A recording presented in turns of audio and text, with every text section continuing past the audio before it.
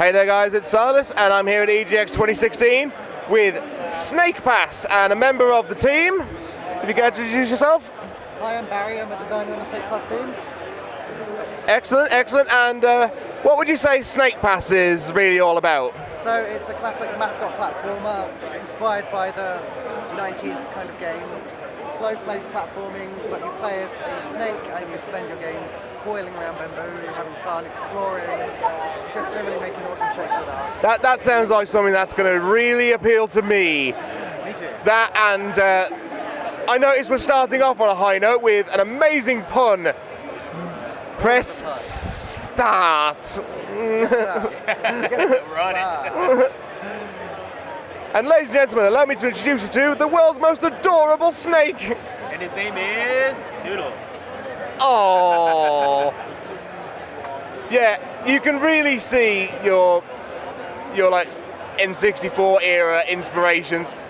This is, I only walked past this booth like briefly yesterday, and Really? I saw it and I thought, is that ukulele? And I was like, no, it's a completely different game that is probably going to eat most of my time. Well, I'm glad you think that, definitely. Well, the creator of this, our designer, Salis, yeah, Whoopsie. well, he actually won this during an internal game jam that we did last year, so he was the winner of that. And Wow. It kind of, the way he was trying to like build this was like harkening those types of games as well. Like he really loves games like Banjo-Kazooie, Crash Bandicoot, that type of era. Whenever I play this game, I like to think about the first time I played Mario 64, and you have that level of control. It's really brand new and in 3D space. Yeah, that was. How do I move around there? That was fairly revolutionary. Restart.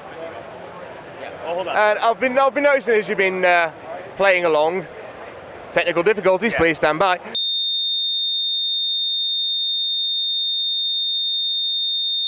Right, nobody saw that, nobody saw it, don't worry. But yeah, I've been noticing as you've been playing through this that there's a lot of collectibles. Oh yeah. Yeah, I mean- that's the fun part. So obviously there's a story behind it. In each level, you're going to collect 3 glimmers. That unlocks the next teleporter to whatever stage is next, for the most part. Okay. The story behind that is that every year, all the snakes on Snake Pass travel up to the top of Sneaky Peak for like a really big party. It's a snake party, as you would. Yeah, of course you would. If you climbed all that way up, you'd expect a party. But Noodle happened to be late for some reason, so he happened to be the last one going up Snake Pass. And for some reason, the gems, or the glimmers, on the teleporters were all taken away. So it's his job and his hummingbird buddy, Honeydew, to find out why. You have recorded the most. Pulling at the heartstrings, right? Yeah, I know, right? It's like, oh, it's adorable. I must have this. Yeah, so it's their job to find out why they're missing, and also to find out the mystery behind all of that. So, ooh. But yeah, it's a That is a. but, you know, it just takes us to where Yeah. we need to go. And I'm loving the fact that you're doing all this platforming as a snake, because everyone like knows that the typical platformer is very jumpy, Yeah, where you don't jump at all. no, no legs. How do you platform like that? Yeah. That is such a new and refreshing take on how platformers should be. I mean, Hey, definitely all in Sam's Yeah. mind. Actually, the way he actually came up with this was that he was learning to use Unreal for a new project he was working on back at work. But he was taking a look at how ropes worked, how splines work basically. But for some reason, the spline in his world just dropped to the floor. And when he saw it drop to the floor, he was like, huh, that looks pretty cool. What if I control that rope? And then, bam, it became this. so much of innovation is caused by just Accident, wow. right? That's weird. I mean, look at the invention of the slinky. That was entirely an accident. Yeah, exactly. And then But- he also used to be a biology teacher before being a designer as well, and he also had a pet snake as too. So he plenty kinda of has a bit research background, material, It's yeah. a personal project for him as well. Yeah, I mean, the word innovation is thrown around a lot in the games industry, but Right. this is genuine innovation.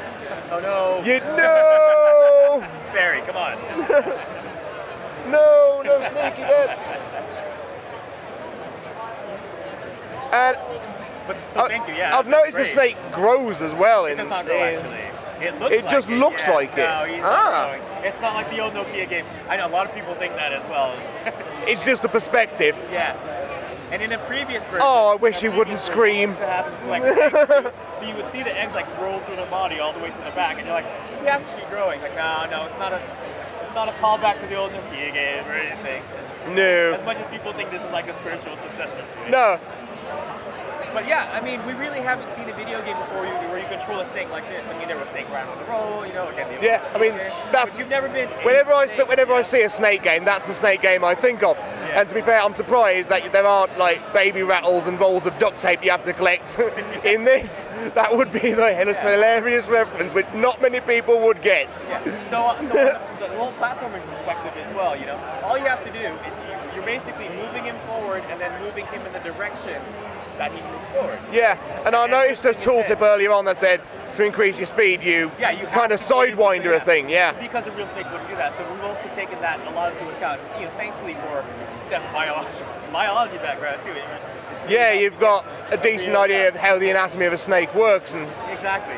so a lot of research has clearly gone into this game, and it's paid dividends because you've got this wonderful new control system, and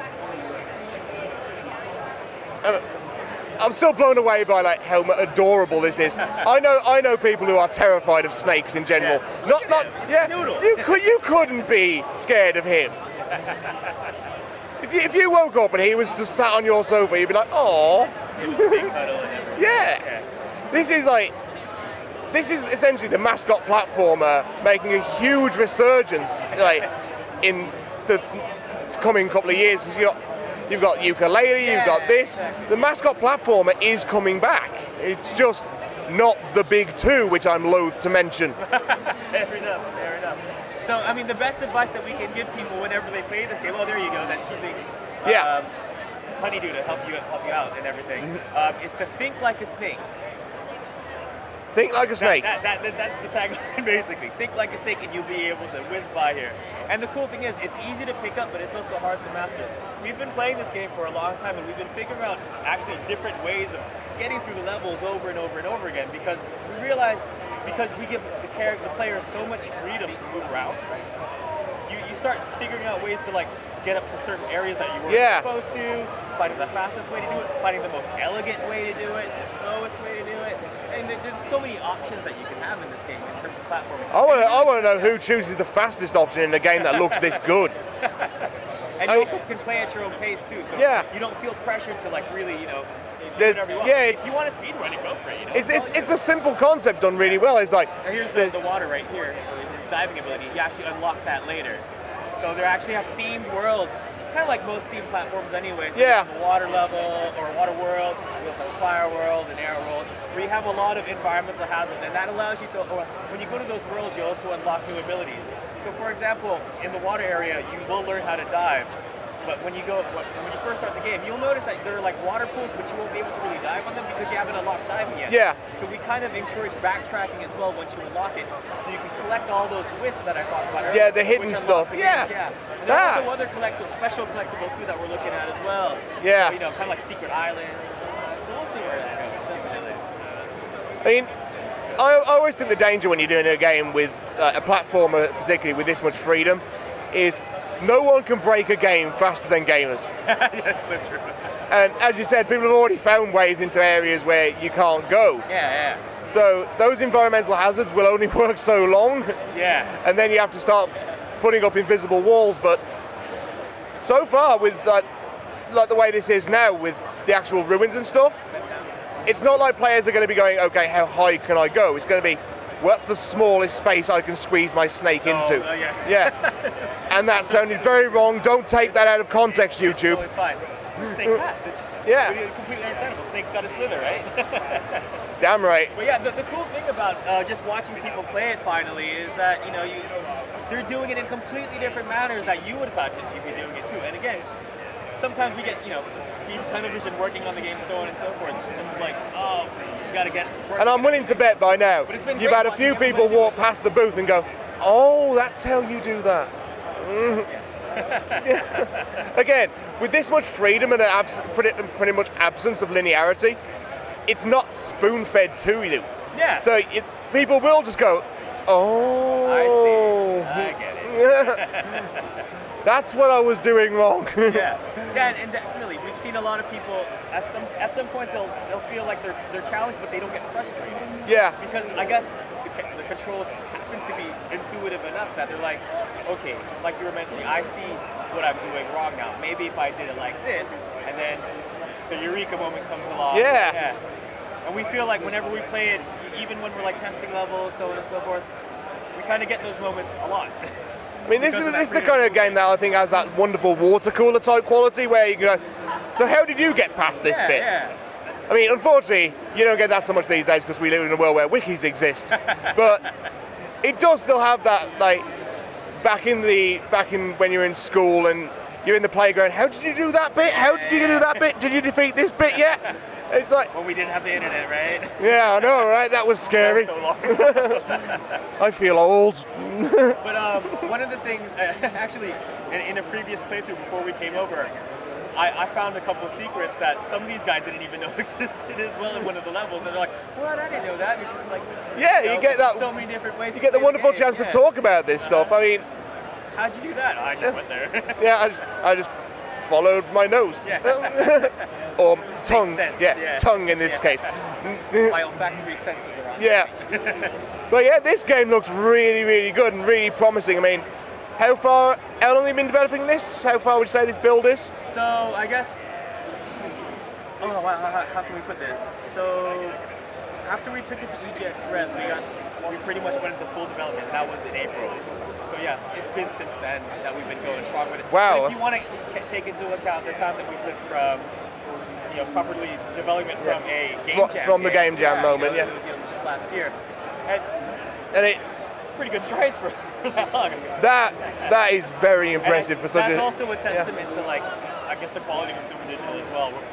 We're really lucky to be able to have the talent that we have on our team to be able to rock something out that quickly too.